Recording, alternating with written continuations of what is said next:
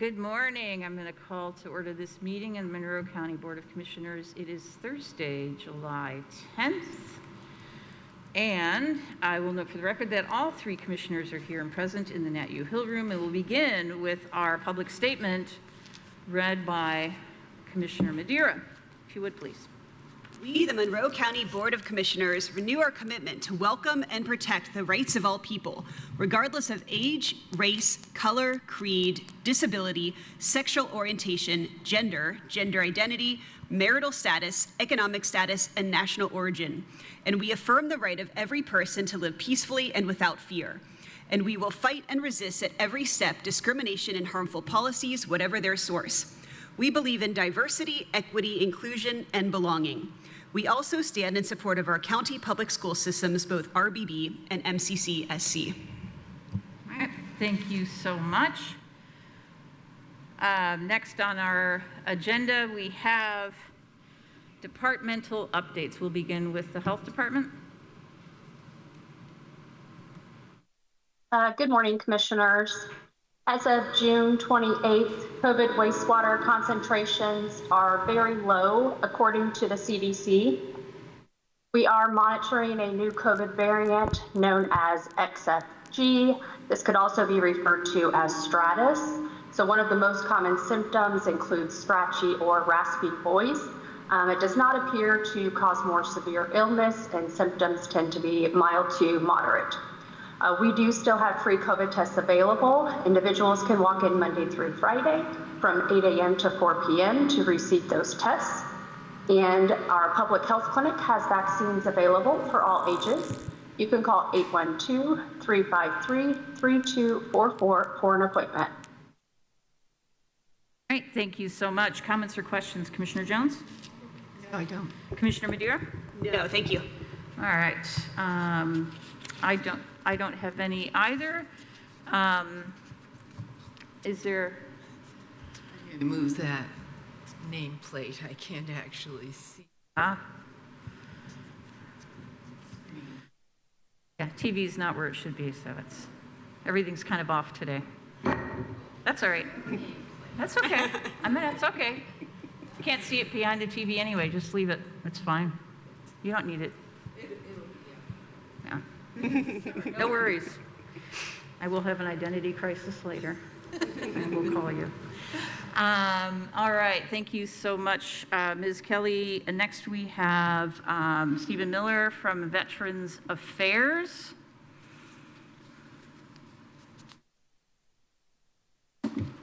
Morning. Good morning, Commissioners. Thank you for the opportunity to speak today. I'd like to briefly share two important updates about the Monroe County Veteran Service Office. First, our team is going to attend the National Association of County Veteran Service Officers annual training conference next week from July 14th through 18th. This is the premier national training event where VSOs gain the latest tools and knowledge to better serve our veterans. To fully participate in this event, our office will be closed next week. We're committed to bringing back the very best practices to our local veterans. Secondly, we're proud to announce an upcoming Homeless Veterans Stand Down and Resource Fair on August 20th.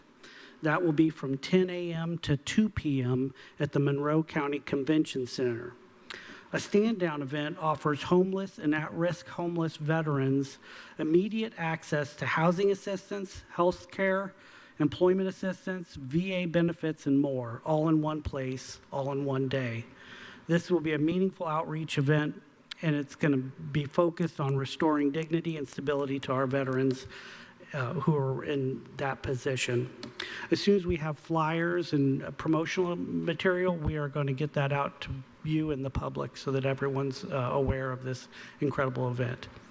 So thank you so much for your time. I really appreciate it. If there are any questions, I'd love to answer those. Thank you so much. I'm really excited to hear about the stand down event. I think that is a marvelous idea just for veterans. Excellent. Comments or questions, Commissioner Madeira? I have none. Thank you so much. This is a very important event, and I'm very pleased to hear that we'll be attending. Thank you. Yes, absolutely. Commissioner Jones? All right. Thank you so Yes, much. you've been doing some pretty remarkable things for our homeless veterans. And, Thank you. I really appreciate the effort you've put into that. Absolutely. It's one of our highest priorities. Yeah, So, it's the priority we need right now. Yeah, Absolutely. yeah. Excellent. Thank you so Thank much. you. Thanks for sharing that with you're us. very welcome.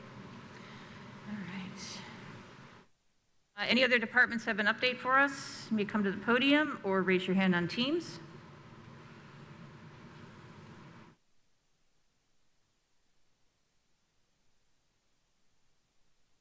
Good morning. Morning. Let me quickly, or as quick as I can, write my name down.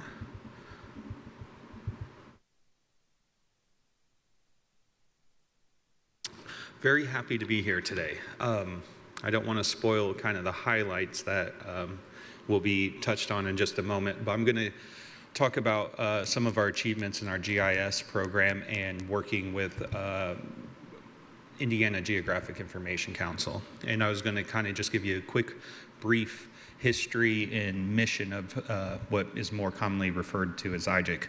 The Indiana Geographic Information Council, IGIC, is a nonprofit organization leading the effective application of geospatial information in Indiana.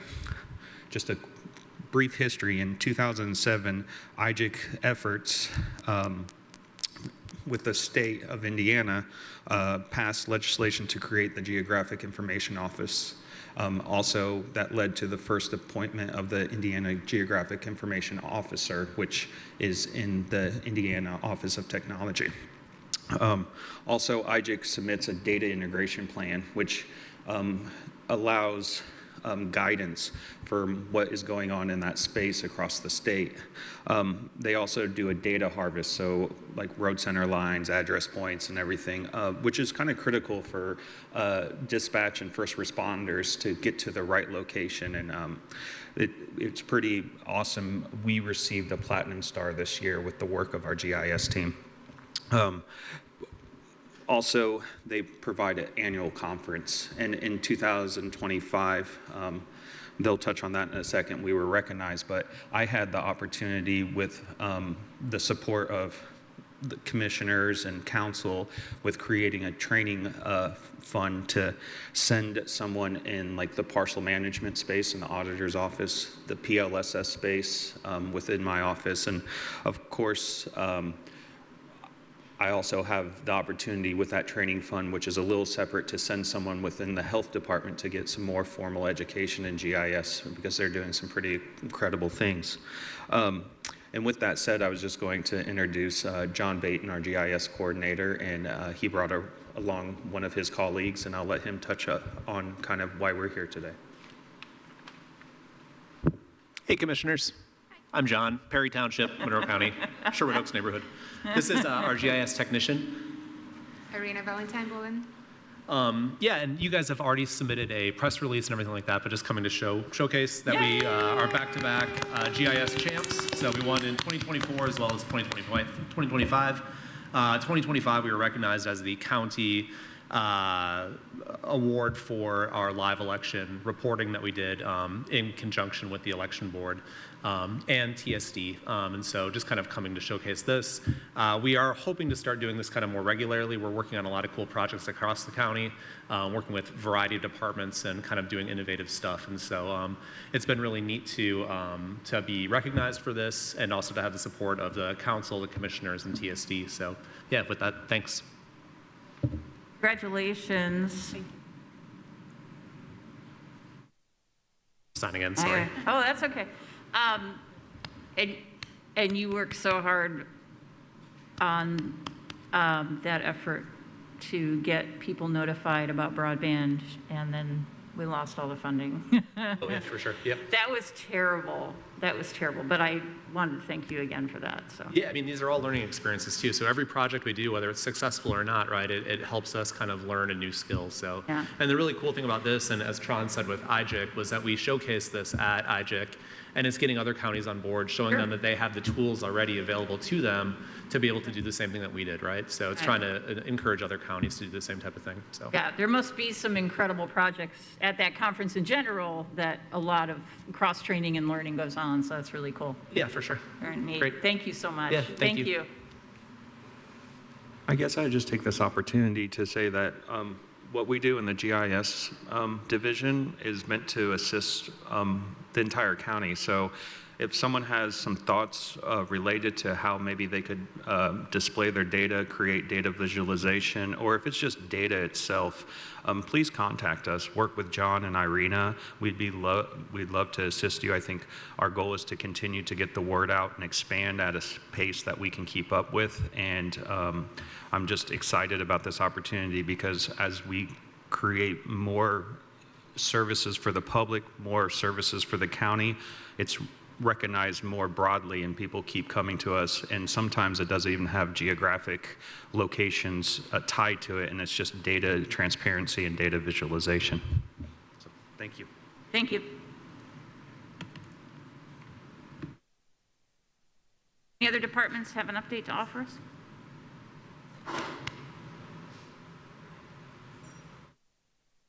Okay.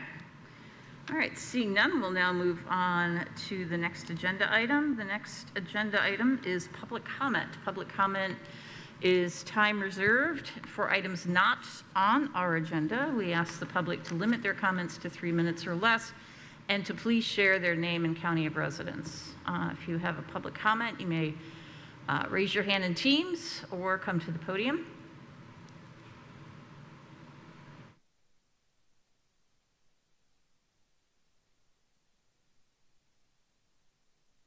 All right, seeing none, we will move on to our next agenda item, please. Move approval of the minutes for July 30th, July 3rd, excuse me, 2025. I second. All right, we have a motion and we have a second, and we're the Wayback Machine or the Way Ahead Machine. Yeah, thinking ahead. Does anybody have any comments, corrections, or edits on the minutes? No. No, I didn't either. All right, all those in favor of approving the minutes for July 3rd, 2025, signify by saying aye. Aye. Motion carries 3-0. Next item, please. Move approval of the claims docket, accounts payable July 10th, 2025, and payroll July 11th, 2025. I second. We have a motion, we have a second. Ms. Gallardo, please tell us all about it. Good morning. The accounts payable claims docket for July 10th, 2025 totals $1,733,834.99. This includes all emergency claims and adjustments. The payroll docket for July 11th, 2025 includes $1,688,254.38 in direct costs, and the remaining $714,951.98 were for indirect costs, for a grand total of $2,403,206.36. All right, thank you so much. Comments or questions? Commissioner Jones? I don't. Commissioner Madeira? None. Thank you. Is there any public comment on this item? You can raise your hand on Teams or come to the podium.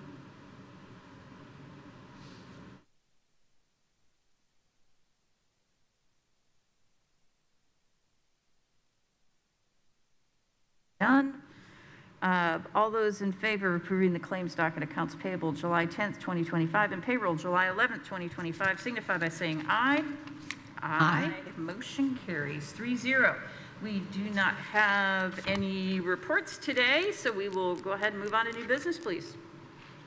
Move approval of the renewal of B&L IT Services LLC agreement, fund name election, fund number 1215, in an amount not to exceed $100,000 in 2025. I second.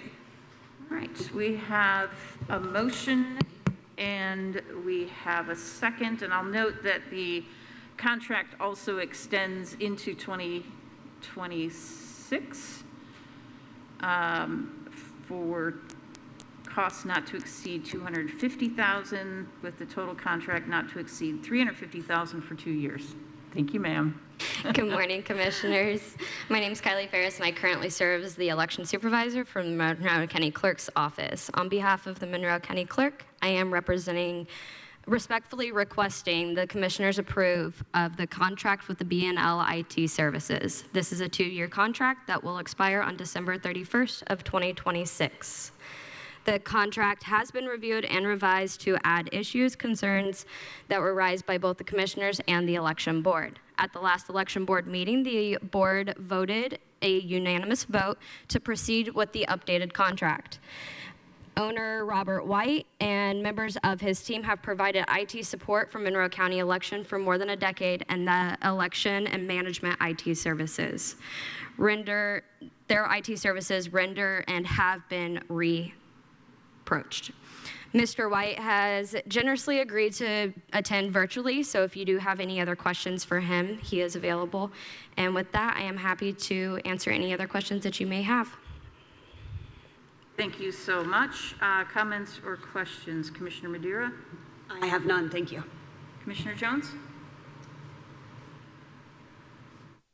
Yes, it's my understanding that Mr. White, right, hires a number of subcontractors, and that his subcontractors are unwilling to records looked up. And this is something that makes me feel very insecure about our elections, since these people are often all alone with the machines.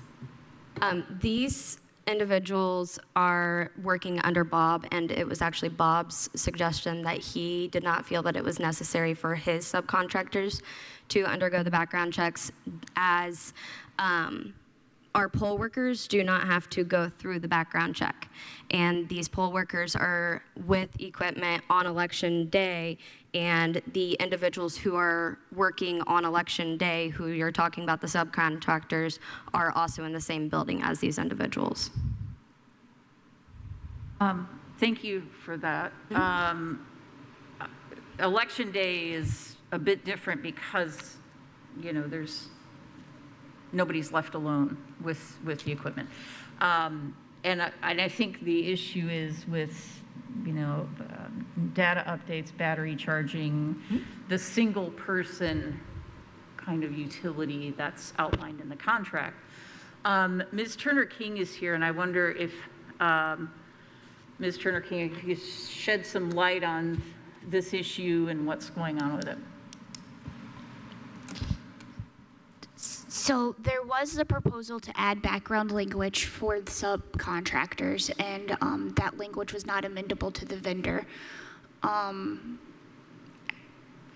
you have a specific question you'd like me to provide insight on? Commissioner Jones? Well, how do we reassure the public that when these subcontractors are working on their own with the machines without any oversight, that everything will be okay? I mean, I think a background would help with that assurance, but it's not legally required statutorily to be a part of the contract. So that's why the language is not included in there currently, since there was not a consensus between with the vendor. I will also say that Bob is on here. He can go into more detail about working on the equipment, and if there is ever a situation that there is one individual person, I do not believe that there is ever a situation that there's only one subcontractor with the equipment by themselves. I believe it's generally the whole team is together working on things together to try to knock it out in a big grouping instead of doing like one device at a time. For the public's edification, what is it in particular that a background check would show? Is it voting record, political party identification, criminal history? It would be a criminal background check. Okay, yes. Maybe criminal background check. Yeah, this has nothing to do with voting record. Voting record. I just wanted to put that out there because I think that the public would say, we want to make sure that this is, not a matter of Democrat or Republican, that this is, very specifically tied to criminal background check. And Mr. White is present. So TSD, if you could promote Mr. Bob White, who is online, and see if he has like to speak. Hello, Mr. White is promoted, but if he's unable to unmute, he can try rejoining the meeting. Okay. You need to unmute. Can you hear me? We can. It would be great Very if we good. could see you, but I understand if we can't. You should be able to, but I apologize if you Oh, can't. there you are. We see you now. Thank you. I'm a little slow. So first, the understanding is none of the subcontractors have access to the equipment alone at the same time. The only people that have access to the equipment are myself and Kylie and the clerk's office. None of the subcontractors come into work unless I am present. And typically it is in a group. We typically work after hours or when there's more room for us to do that because our equipment room's a little crowded. So nobody is there by themselves. The other thing is part of the service that we get from HART is they do the programming on the equipment. We're just installing the program that they write. It's all encrypted, protected. We do not have the code. We're not able to see that information. So that's not, it really doesn't come into play. It would be nearly impossible, and I don't have the ability to alter the election, the ballots, and that kind of thing. So that's impossible to do also.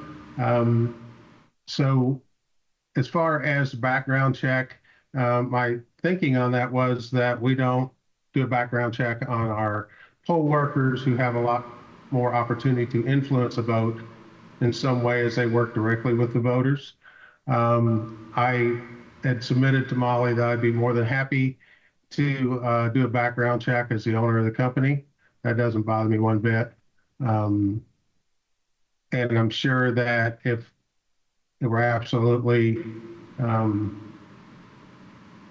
deal breaker, that we could probably do background checks on our people and they wouldn't have a problem with it. My colleagues have a question for Mr. White. No, I don't. No. Thank you. Yeah, I hear what you're saying, and I think that's the issue is that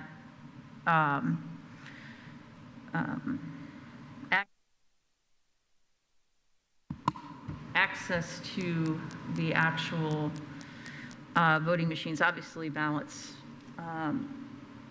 paper ballots can't be changed, but it is a concern. So, is there a rather than giving a reason of just because poll workers don't have to do it, is there another reason why you would not want to do background checks? No. Okay. No, all my people will pass. I have no concern about that. No, I mean on your subcontractors. Is there another reason you don't want to do that? No. Okay.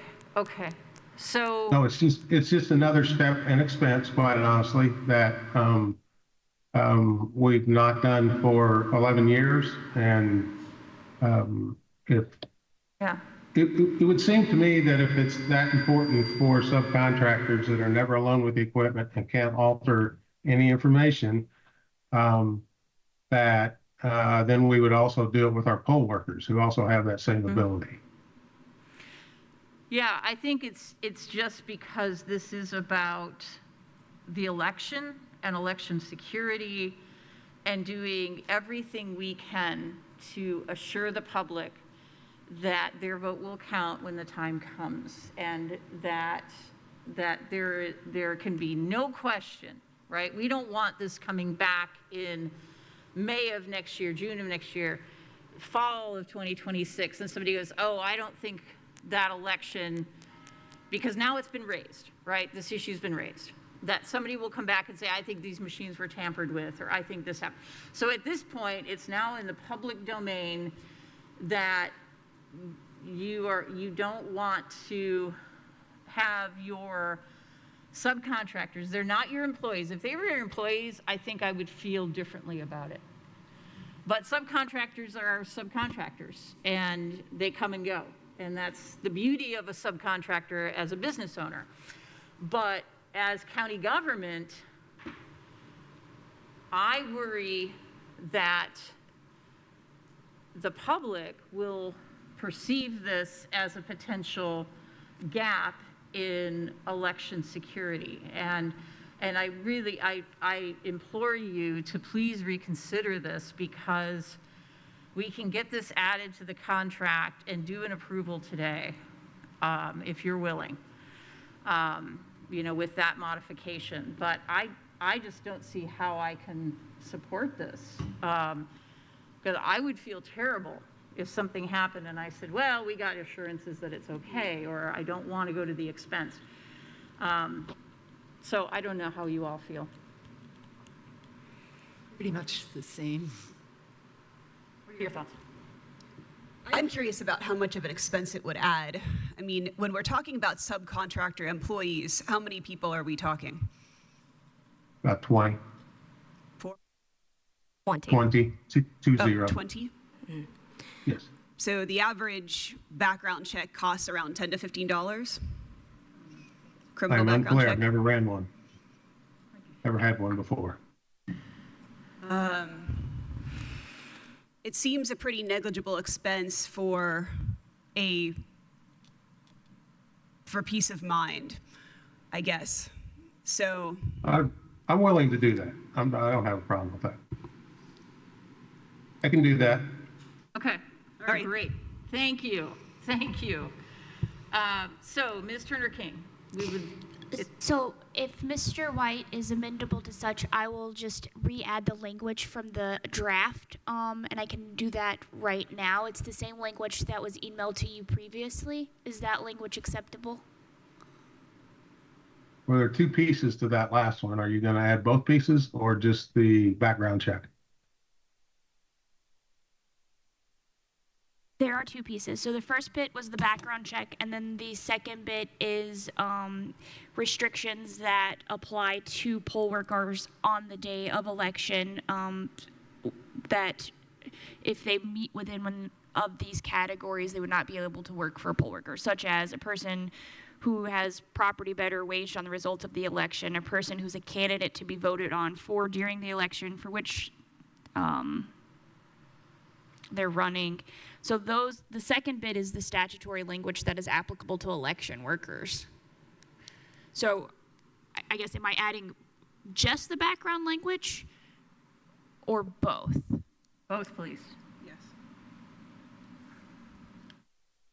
Very good.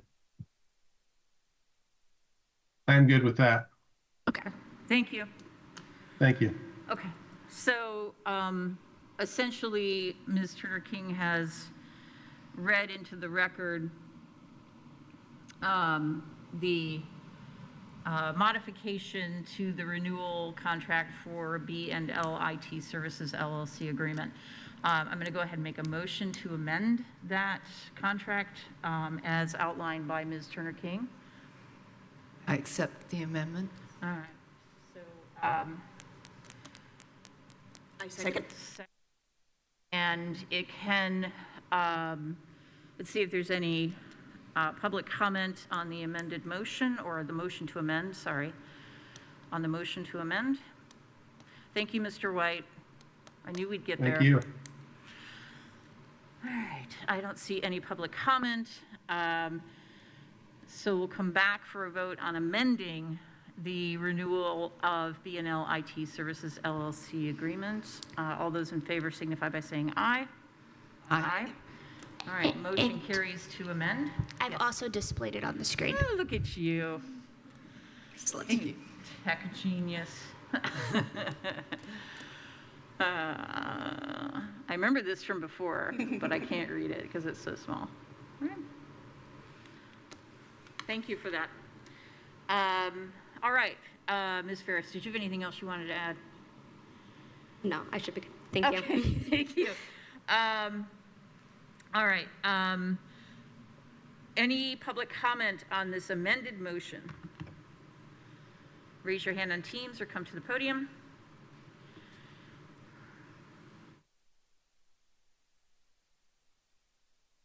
All right, seeing none, I'm going to go ahead and call for a vote on the amended renewal of B&L IT Services LLC agreement. All those in favor of the amended renewal agreement signify by saying aye. Aye. Aye. Motion carries 3-0. Thank you, Mr. White. Thank you, Ms. Ferris. Thank you, Ms. Turner King. All right, we'll move on to the next item, please.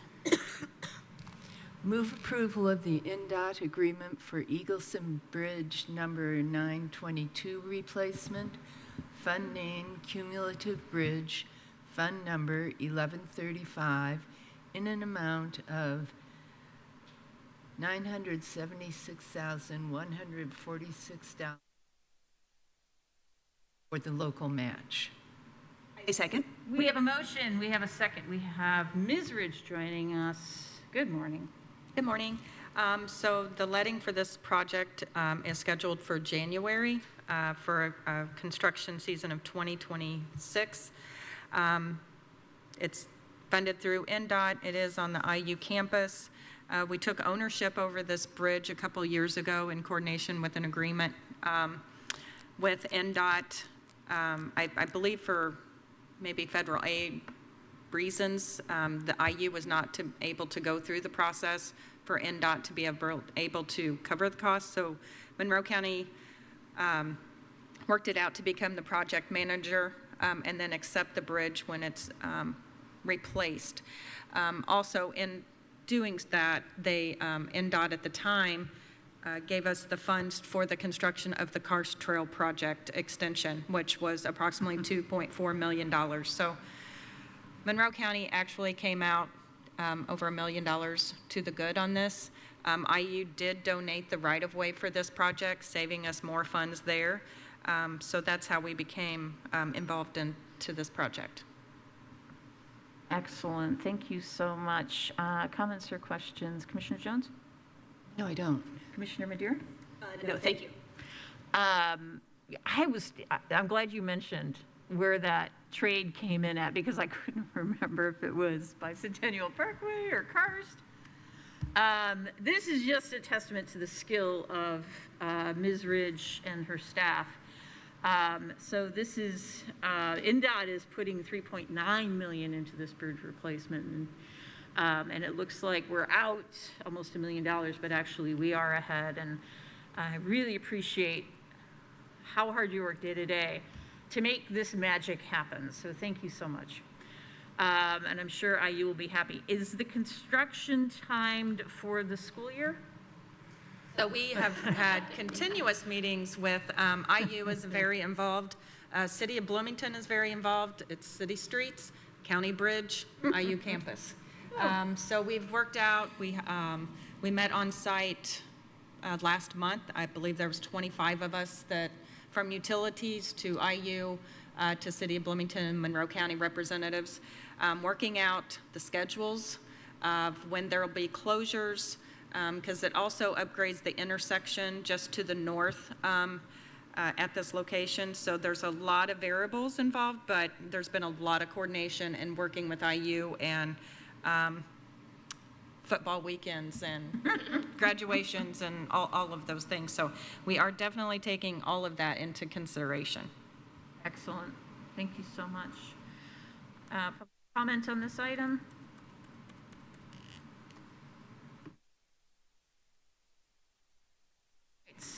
Seeing none, we'll come back for a vote. All those in favor of approving the NDOT agreement for Eagleson Bridge 922 replacement, all in favor signify by saying aye. Aye. Motion carries 3-0. Next item, please. Move approval of NDOT change order number 5 for Fullerton Pike Phase 3. Fund names, Major Bridge and Fullerton Pike TIF. Fund numbers 1171 and 4922 in the amount of $4,081,339. $481,339.22. I've got to get my commas straight. We have a motion? We have a second. A second. Right. Thank you so much. We have a motion and a second. Ms. Ridge, tell us all about it, please. I like your $4,000. I wish it was. Those were lot days. nicer. I do. Do you ever remember a project of $4,000 For a change order? I have seen change orders that low. Yeah, you're right. absolutely. There you go. You technically don't see them this high. Yeah, that's true. But a lot of this had to do with rock excavation on the project. We run into this in multiple locations on our projects. It was pretty extreme on this because there was a lot of unknowns because there was no existing road, no existing bridge. And then there was some different soil modifications done with the subgrade due to a lot of the rock excavation being in where the rock is in the subgrade. So that is the reason for this change order. It'll mostly be funded through our major bridge fund since we are putting a 500-foot span bridge at this location. So if you have any questions, let me know. Thank you so much. Comments, questions? Commissioner Madeira? None, thank you. Commissioner Jones? No, I don't. I don't either. It is a big number. It is a big number. And you know, I think it's change order number 5 on here. We're working with change orders 1 through 4. There's also decreases that'll be coming forward, things that we've changed on the project. So we will have some decreases to help offset this huge change order. But overall, the project's moving well. Still have a target date of August 4th, right before school opens, to open it up. That's our goal, if we can keep the rain away. Nice. So. Yeah, well, we'll work on that. I actually do have a question. It's a point of interest. What is chemical modification soil? Oh, I knew you were going to ask me something like that. Because it doesn't sound good. I think it just has to do with the lime and everything that they use for the chemical and the stabilization. So they had to make those types of modifications once they get into the gist of it to build the road and the bridge. Yeah, I get it. Yeah, because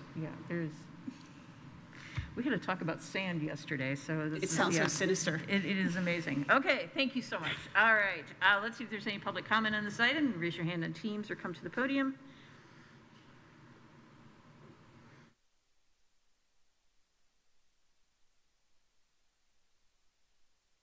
All right, see none. All those in favor of approving NDOT change order number 5 for Fullerton Pike Phase 3 signify by saying aye. Aye. Motion carries 3-0. All right, next item, please. Move approval of Bloomington Junk Services Agreement, Fund Name County General, Fund Number 1000, in an amount not to exceed $7,000. We have a motion? I have a second. All right, motion and a second. I believe Director Jelen is online from the Planning Department. Yes, can you hear me? Yes, we sure can. Can you tell us about this, please? Sure. So this is a request to engage in a contract to clean up the property on the corner of North Sycamore and West Walnut. This property is located in the town of Steinsville. As you may recall, we have utilized a similar contract for the property across the street. We are engaging with both owners and also hoping to have this cleaned up by the time of our damages hearing for September 23rd, 2025. The amount that you see is not to exceed $7,000. I do have a couple images that I want to share just as an update to the property. This is what it looks like today. It is actually substantially cleaned up from where it was when we filed in 2023, but this is the largest part of the the price is. This is a horse trailer that was damaged by fire, and in order to remove it, they need to tow it potentially off the property because someone was living in it at some point. The importance of this property and why planning is undergoing this is because it is in the floodway. The person that lived here prior and that still owns the property put in these rocks sort of as a dam or a barrier between the floodwaters that come in to the property regularly. So the goal of the property or the scope of the cleanup would be the county would also partner with the contractor to get a dumpster and basically get rid of all the berm materials, the rock, the excess soil, and then also pull off the horse trailer and any remaining items on the property. So that is the scope of work. We did receive approval from the council for appropriation for this, so we're just asking the commissioners for approval of the contract. I can take any questions. All right, thank you so much. Comments or questions, Commissioner Jones? No, I don't. Just thanks for taking this on. I know it's been a big problem. Commissioner Madeira? No, again, an important venture. Thank you. Thank you, Director Jones. Yeah, it made things confusing because of the floodway, but we do have to deal with this as soon as possible because we can't let this go. And as noted here, there's a hearing coming up in a few weeks, and we would like to have the total due from the property owner at that point in time. So this is a temporary outlay. We will eventually, at some point, get this funding back. So, any public comment on this item?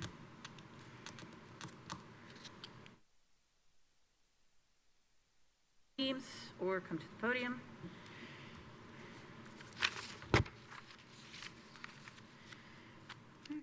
Seeing none, all those in favor of approving the agreement with Bloomington Junk Services signify by saying aye. Aye. Motion carries 3-0. Thank you so much, Director Dillon. Appreciate you. Thank you. All right, next we have a discussion item on Senate Enrolled Act 1, letter to the legislature. We had a conversation with the council on Tuesday.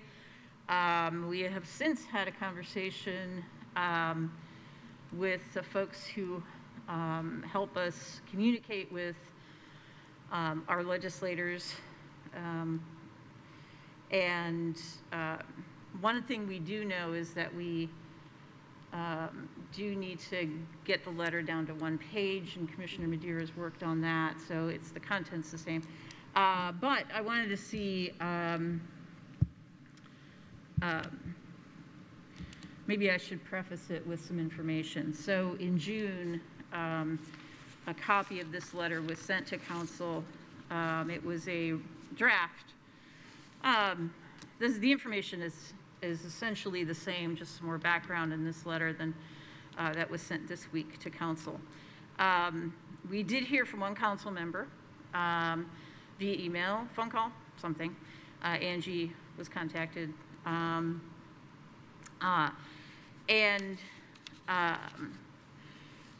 think that information has been, the special tax information has been misrepresented to the public. It would replace, it would have to replace the jail tax.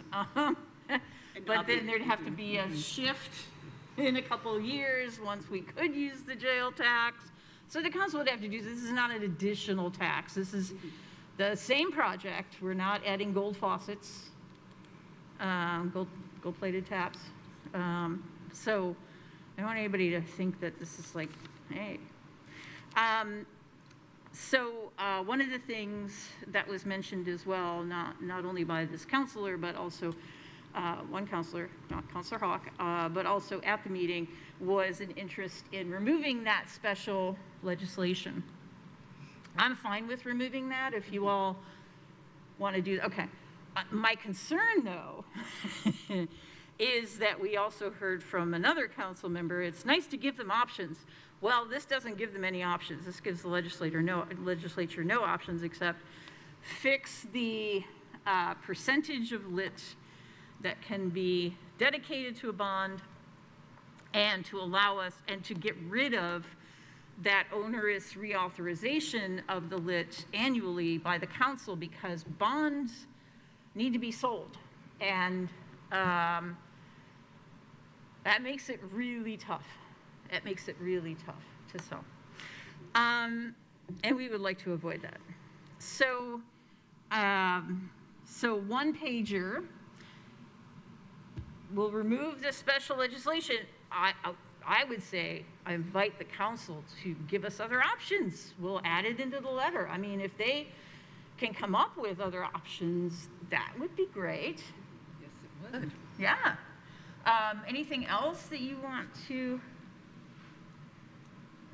I just want to emphasize the importance of this, and it's actually something that matters to the entire county, and I think it should be taken pretty seriously. Yeah, I agree with that. We do need to talk about timing, but do you have anything else that you'd like to add? Yes, I think it was very helpful to attend the council meeting on Tuesday. I think that some of the council members raised questions about our lobbyists. As a former lobbyist in Pennsylvania, both paid and unpaid, and as someone who has done considerable work in many legislatures around the country on many social issues such as gun violence, lobbyists are sort of invaluable, and our lobbyists, the TAM group, has helped us beat back a lot of harmful legislation.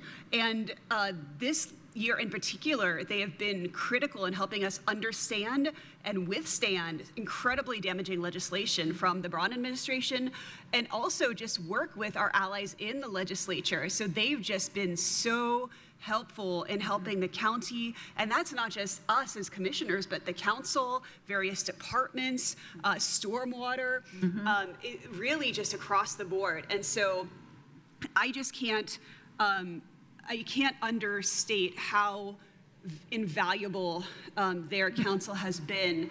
And we've talked about them a lot. You know, if you go back and watch, the public goes back and watches our meetings, you know, we've referenced their advice, you know, quite frequently, I think, from January forward. And also, so they've counseled, I think, the urgency of this. But also, I think that this is not just an issue that Monroe County faces. There's a lot of public works projects. I think this is an unintended consequence across the board of Senate Enrolled Act 1. And I think it's going to be very important for us to coordinate with the Association of Indiana Counties and the Indiana Association of County Commissioners. And this letter is not the end-all be-all of this process. It's kind of like an opening step in the process. It is a step saying, this is what we want to do. We are trying to start the dialogue here. And it's not us putting our foot down, and hopefully we are using this to open the conversation not only with the legislature, but with other Republican counties. And we don't intend for this to be the end-all be-all. We also hope to get as many parties in the county to sign on to this letter, because our letter is stronger if most of us sign on or all of us sign on. And so to those ends, I hope we can get a truly collaborative effort going.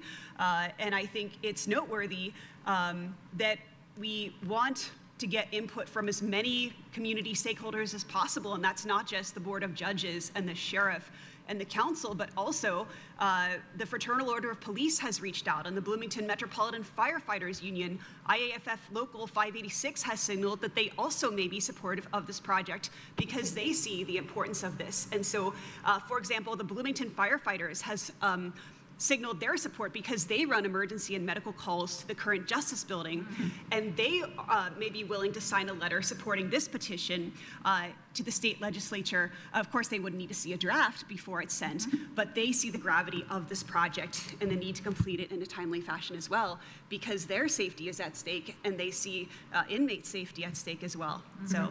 Yeah. I'll stop there. No, it's critical. These are all good points. Yeah, and it's great to have others sign on. It's wonderful.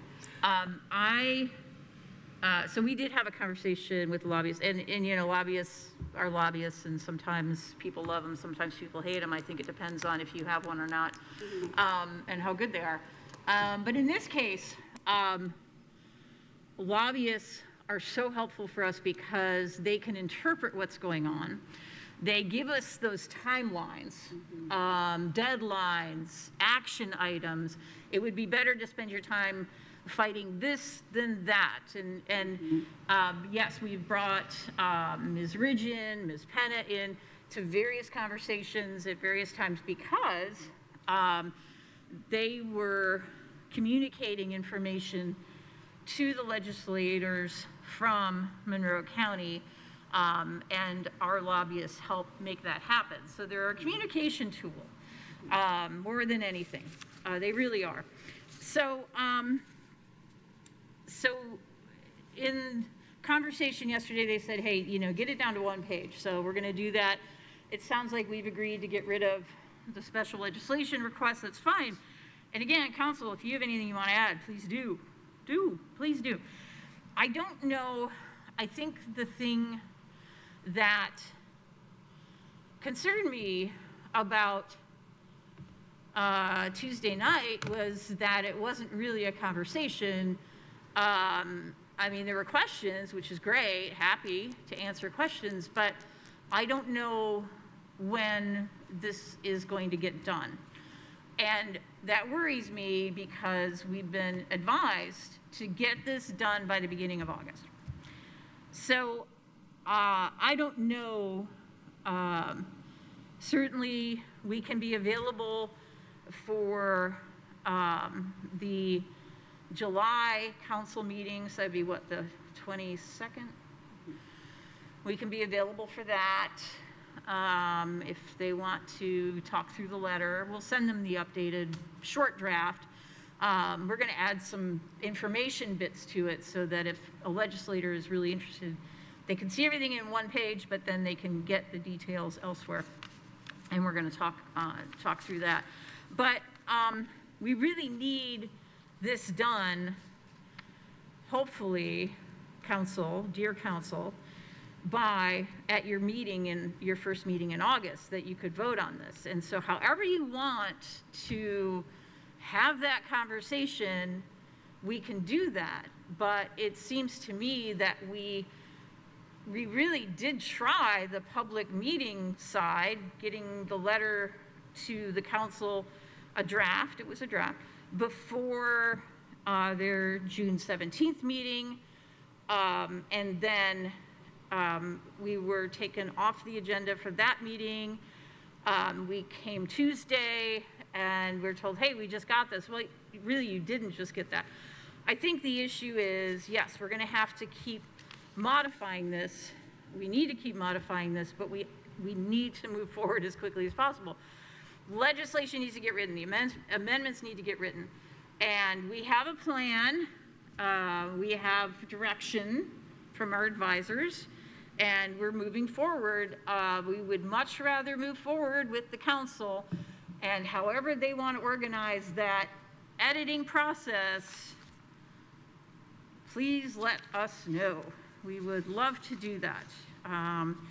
And we could do that at a work session, we could do that here, we could do that at your July 22nd meeting, whatever, we'll figure it out, but we need to get this done. And there seem to be some questions about more information being needed, and well, it's fiscal information.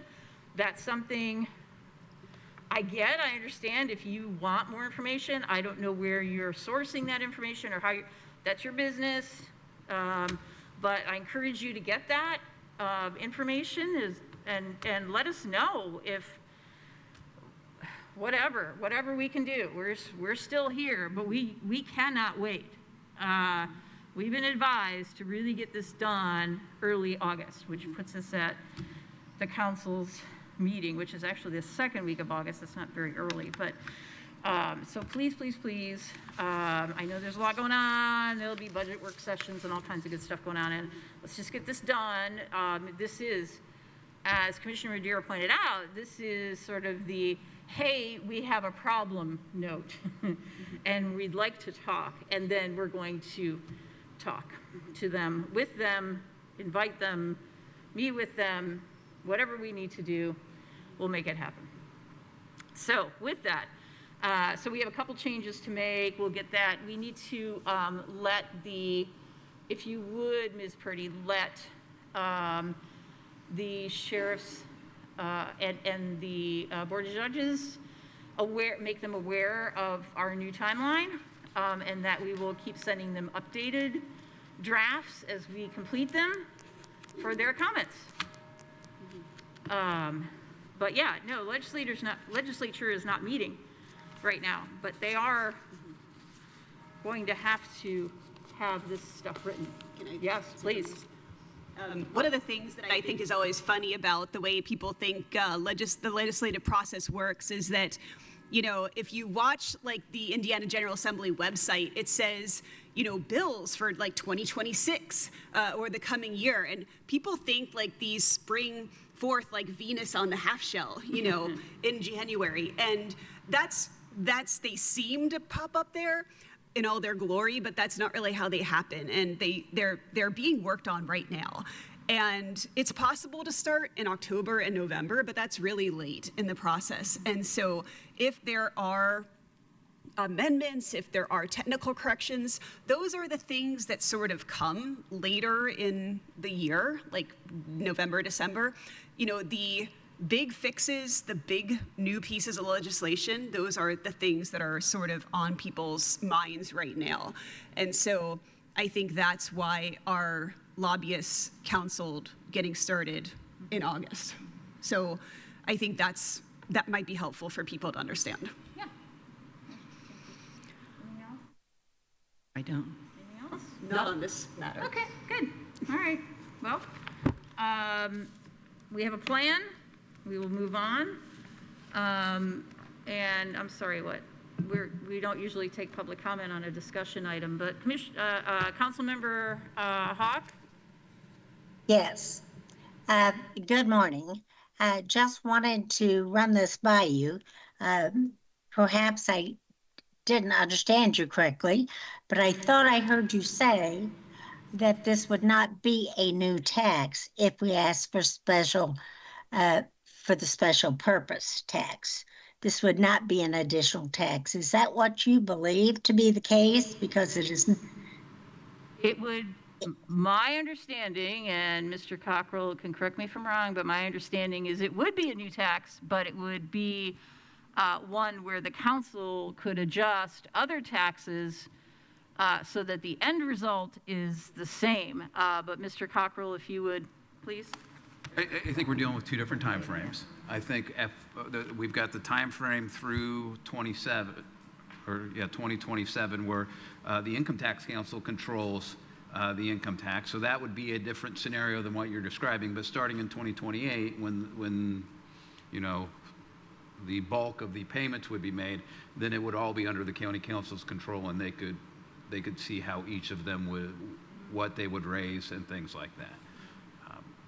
It would be a very delicate situation, and I think one of my concerns about going the special legislation route is that it doesn't change the requirement right now for reauthorization of lit.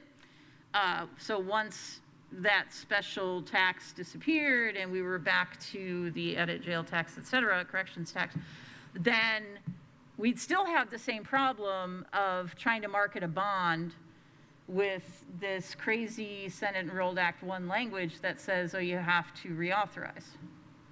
Yes. Could I finish my statement? I'd like to finish my concern. Okay.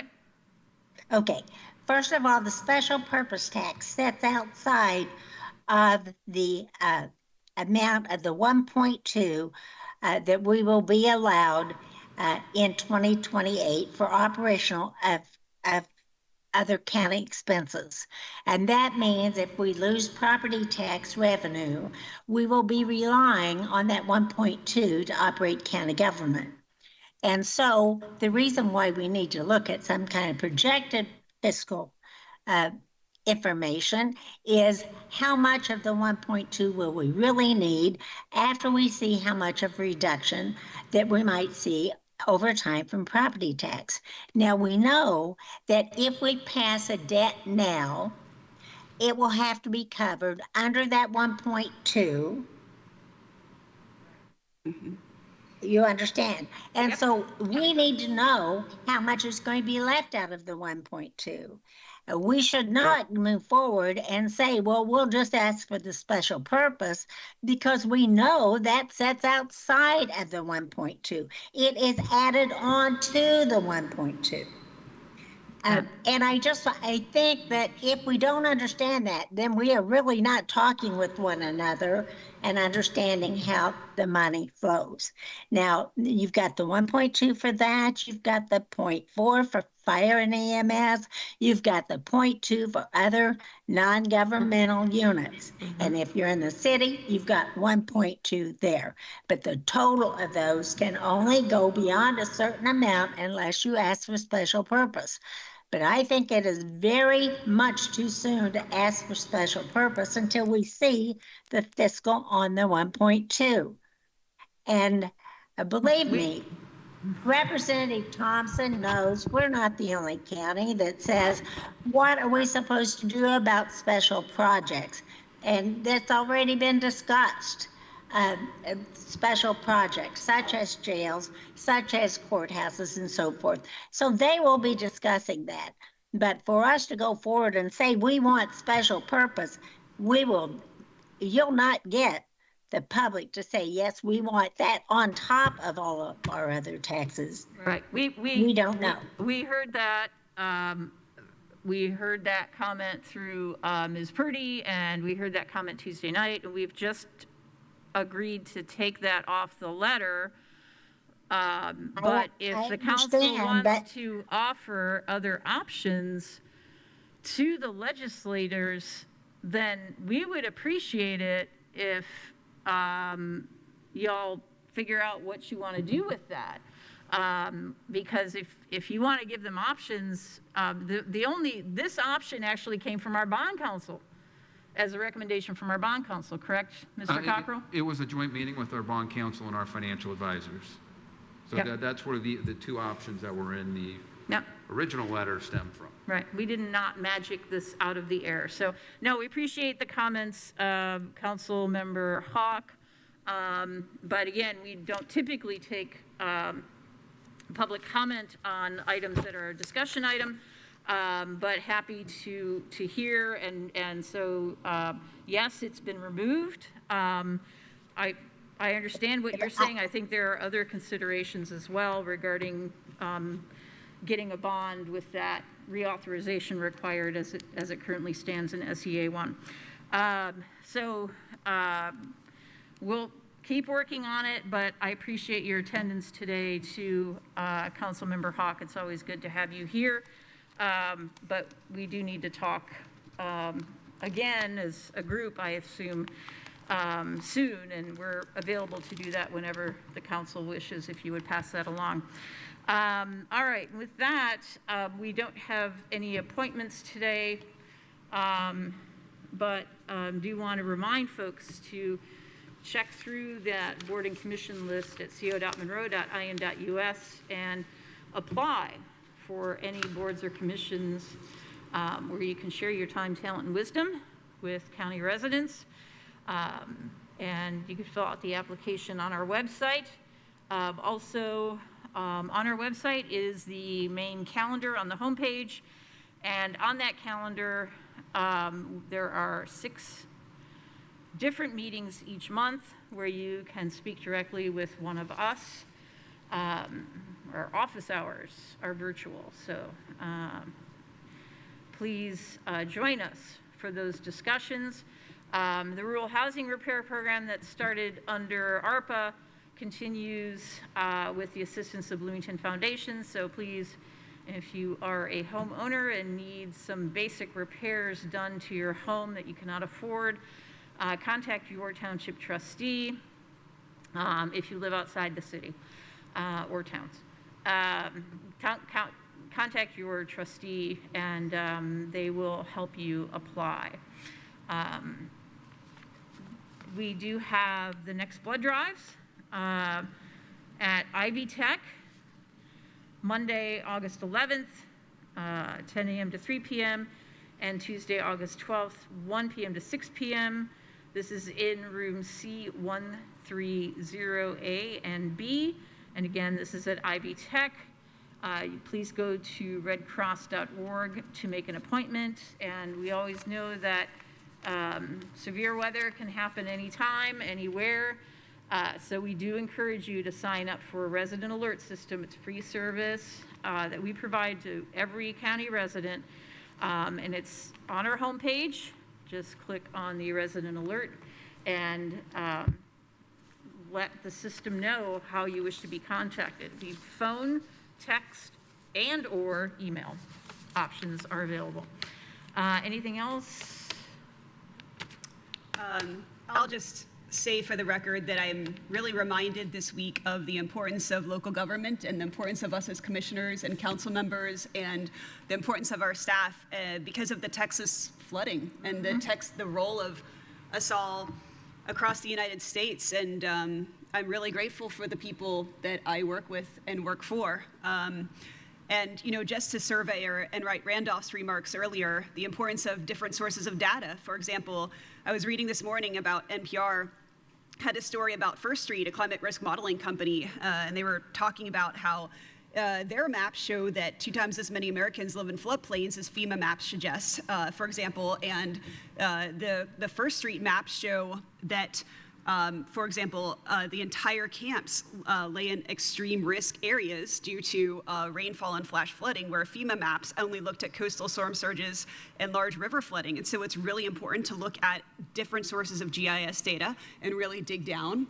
And I think we do that in this county. We look at innovative data in innovative ways. And again, I'm really grateful for our resources, and I'm really grateful for you guys. So thank you. Thank you. Very true, very sad, especially seeing that they had an opportunity to use ARPA money and did not. You sent that transcript to us. Really, really incredibly sad. You know, we're in a situation where we have things we have to get done in this county, and to phase the jail in 2 steps. Jail in 1 step, and then the rest of the Justice Center in the next is it's going to cost Monroe County taxpayers tens of millions of dollars extra, and we're not going to get more for our money just having that delay. So that's why getting this done is so important. And I think with the council, we're all rowing in the same direction, but I think we all want the same thing. We just have to be better coordinated in working together. So hopefully that will happen. And I do want to thank my colleagues and thank staff. And anything else for the good of the order? Anyone? Okay. With that, we are adjourned. We do not have a work session. Thanks, everyone. Be well.